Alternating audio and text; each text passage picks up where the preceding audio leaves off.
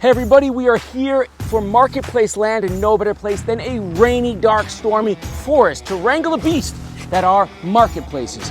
This is a yellow jacket, no affiliation, and has not been paid for by Amazon. It is not influencing my input. So now that we've got that covered and we've got an airplane, let's go downstairs and check it out. Okay, we're here. Marketplaces represent more than 50% of all online global retail sales, and these numbers are only going up. Now, with millions of people buying and selling online every day, it's only natural for businesses to wonder, should I sell on marketplaces? The answer to the question is probably yes, or maybe no, or maybe not everywhere, or maybe not everything.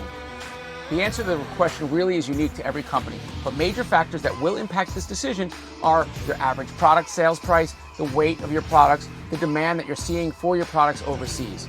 And to break it down a little further, the general universal fees across various platforms can include things like this, so list them out so you can compare them. Storage and processing fees.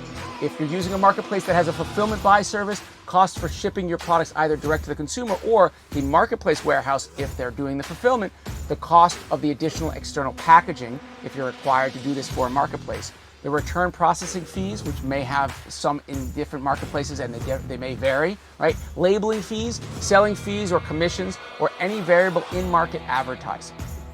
Having said that, let's take a step back and break down, away from the Excel sheet, the broader pros and cons that will help you decide what you're doing as you're exploring. So the pros, they drive traffic and sales. They are where the eyeballs are. 2, they market your products in their own way and in their ecosystem. 3, they help you build trust and new relationships. And 4, they help you with logistics. They drive traffic and sales. Let's break that down. When you're selling on marketplaces, you have access to more people than you could possibly attract on your own e-commerce site. People come to buy all sorts of products and might find your products even if they're not looking for them through suggested lists, for example, leading to greater exposure and potentially sales with limited extra effort. This is particularly helpful for companies that are just getting started and building their brand in the early stages.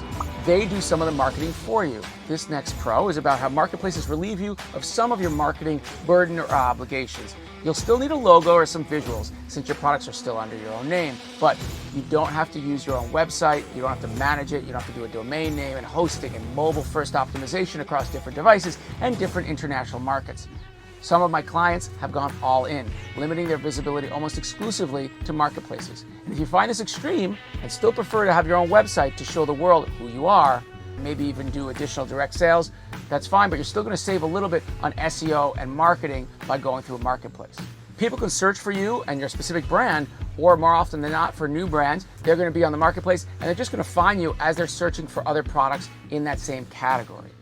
Also, marketplaces will often take care of some of the customer support, especially regarding the use of their platform itself and the processing such as payments and returns. They also offer a round-the-clock support in multiple languages if the marketplace is international. They help you build trust and new relationships. This is the third pro. Being part of an established marketplace means customers already know and trust this channel in their given market, something that you can take months or years to achieve on your own. The platform offers the guarantee your clients need to feel secure about payment options and data security, while also delivering on greater transparency regarding pricing, availability, and inventory levels. And since the platform takes care of returns and complaints, customers know they'll be supported if a problem occurs. Also, peer reviews, such as those you've seen on Amazon, really do help you drive sales, not only on the marketplace, but you can actually port them, maybe manually, to articulate how other customers have used your products and enjoyed them on your own site or elsewhere. So this helps you build relationships with your clients and also extend that relationship to similar types of clients around the ecosystem at relatively limited cost. Next, they help you with logistics. Last, marketplaces are big helps on logistics. In some cases, marketplaces take care of all the logistics and leave you with more time to focus on improving your listings. Amazon, for example, has Fulfillment by Amazon, which means they take care of the warehousing, the fulfillment, returns, and more. Many marketplaces have even snagged that spiffy name, Fulfillment by Linio, Fulfillment by B.A. Young. Some states or provinces have even facilitated tax collections and payments for sellers on marketplaces, meaning you won't have to deal with that either. Okay, the cons. Some of you guys are grappling with these today. Let's break them down. Let's take a moment to pause before we run full hog, as they say. Some people could liken selling on a marketplace to basically pulling up your competitor in the old days next to your cash register so they can see whom you're selling your products to at what price, at what volume, and anything in between. It's like my friend Phil says, it's kind of like cuddling up to a hippopotamus. It's all warm and fuzzy until it rolls over. Marketplaces, not free. They'll help you save on marketing costs, but they are not free. You will have to pay commissions on each sale, ranging from 5 to 20%, and you might also have to pay fees related to subscriptions, insertion fees, final value, and even push discounts on your items to match your pricing in one market on a sale pricing of a distributor who's listed it in a brick and mortar in another market just to unload some inventory. Most of the time, the volume of the sales will help you draw a profit and mitigate some of those fees, but you should keep a close eye on all of them when calculating how profitable it is for your business to sell on marketplaces. You sacrifice control. Let me start by saying marketplaces are omnipotent. You are not. Even though selling on marketplaces will help you gain customers and more of them in a wider scope, your relationship with them is not going to be as personal as when customers come to your website themselves, or follow up with you in social, or speak to you when they have a problem. When you're trying to build a brand awareness online, the lack of real contact makes it more difficult to establish a direct-to-consumer presence. Basically, when you sell on marketplaces, comparatively speaking, you don't own anything and you see very little. You don't own your shop. You don't own your clients. You don't own your data, nothing. The marketplace gives you a spot on a huge catalog, but if you decide to close your shop tomorrow to focus on your own store or alternative channels, you can't take your product catalog with you. Sure, you may be able to sync elsewhere and maybe manually port, but as they say, what happens on a marketplace usually stays on a marketplace. That includes product descriptions, sales history, reviews, and recommendations, and more. Customers that find you on a marketplace are marketplace clients, and marketplace customers, they're not your customers. You won't be able to export your client information or customer information. You don't own their personal information. That means you can't rely on this when building your off-marketplace social media campaigns. You won't have the data or the order history of the birthdays, frequency of purchase, and more.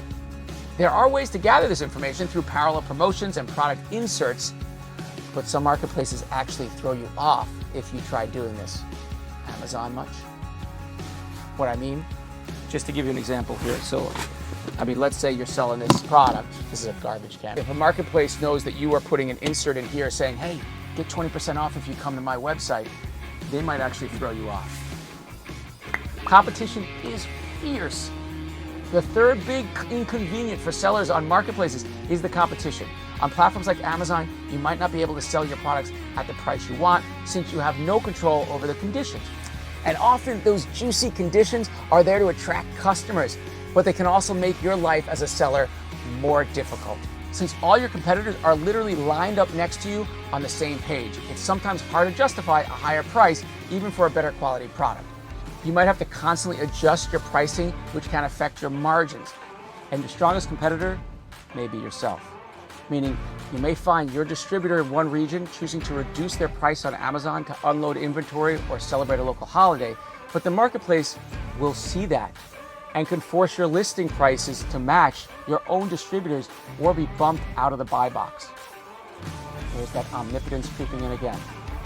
So have a look at our expert interviews where we dive deeper into this scenario. Also, there's the question of house brand. Now, if you're unsuccessful enough, you won't trigger a house brand creation because the marketplace won't even bother. But if you hit the threshold on Amazon, for example, you'll compete with Amazon's own brand, Amazon Basics. And sometimes it won't even make immediate economic sense for Amazon, but they see value in keeping everyone on the marketplace for all their needs versus sending them to other niche sites. Today, Amazon Basics has become one of the most successful brands on its own platform, and you can see it beat the competition in areas such as cell phones, baby products, shoes, crafts, and more. In fact, in 2020, Amazon Basics is the #1 selling product in 22 of their 51 categories. Granted, this isn't anything new. We've been buying supermarket generics or white label branded products for years, but the level of data and insight digital marketplaces have over the brick and mortar is unprecedented. So the bigger these marketplaces become, the more of their own branded products they're going to sell. And the bigger you become, the more likely it is that they're going to snag your products, rewrap them in their own label, and sell them on their marketplace. It does look a lot like a war on brands, and smaller sellers are getting pushed out. But we're not there yet, and you still see a lot of small sellers thriving on marketplaces by using innovative strategies and separating marketplace SKUs and the SKUs that they're selling off marketplaces. So with all that said, stay tuned to learn how, despite all the cons, marketplaces can be great options to help you break into international markets. Stay local, go global. Stay tuned as we bring this discussion international.